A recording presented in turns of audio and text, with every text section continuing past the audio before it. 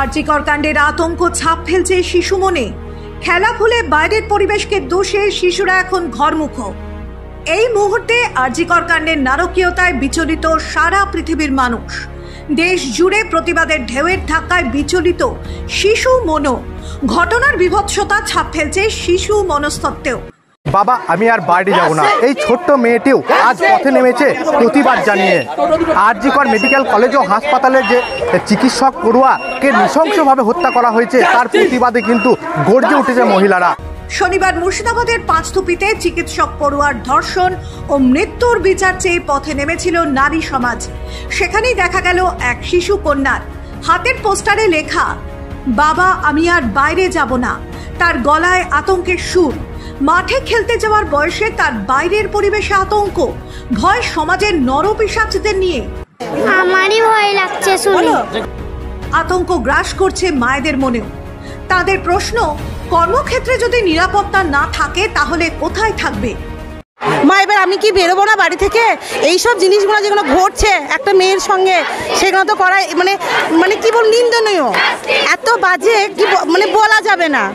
যে একটা মেয়ে, আমার একটা মেয়ে আছে, আজ আমারও ভয় লাগছে। আমার তো মনে হচ্ছে যে আজকে আমার মেয়েকে আমি ডাক্তার বানাবো, ইঞ্জিনিয়ার বানাবো, তো আমি কাউকে তো পাঠাতে পারবো না। আরজিকর কাণ্ড নিয়ে যত দিন যাচ্ছে ততই কিন্তু মহিলাদের প্রতিবাদ তীব্র হচ্ছে।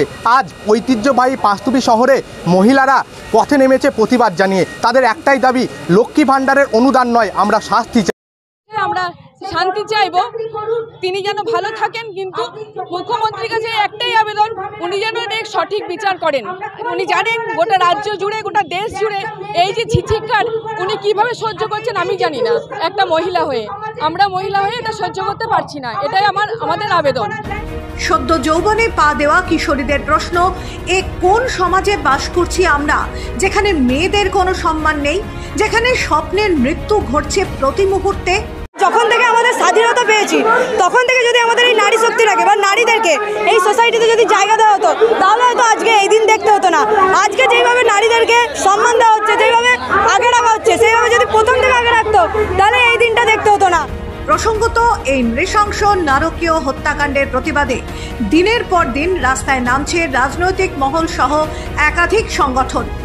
শনিবার সন্ধ্যায় পাঁচথুপিতে অবস্থান বিক্ষোভের পাশাপাশি মোমবাতি জ্বালিয়ে দোষীদের কঠিন থেকে কঠিনতম শাস্তির দাবি উঠেছে।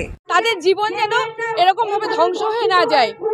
আমাদের মমতা ব্যানার্জির কাছে, অর্থাৎ মুখ্যমন্ত্রীর কাছে, দিদির কাছে আমাদের করজোড়ে অনুরোধ যে এর একটা ভালো বিচার যেন আমরা পাই। শাস্তি চাই না, আমরা নিজেদের রক্ষার জন্য, সবারই মানুষের রক্ষার জন্য অবশ্যই শাস্তি চাই, শাস্তি চাই আমরা। এদিন অসংখ্য মহিলাদের সঙ্গে পুরুষরাও যোগ দিয়েছিলেন এই প্রতিবাদে।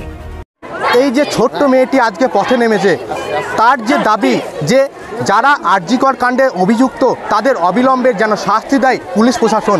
তবে এই ছোট্ট বাচ্চাটির কি প্রতিবাদ শুনতে পাবে প্রশাসন, সেই দিকেই তাকিয়ে, এবং আরজিকর কাণ্ডে যারা মূল অভিযুক্ত তাদের কি শাস্তি হবে আদেও, সেই দিকেই তাকিয়ে রয়েছে রাজ্যবাসী। বড়োয়া থেকে জয়ন্ত দাস, বাংলা দর্শন।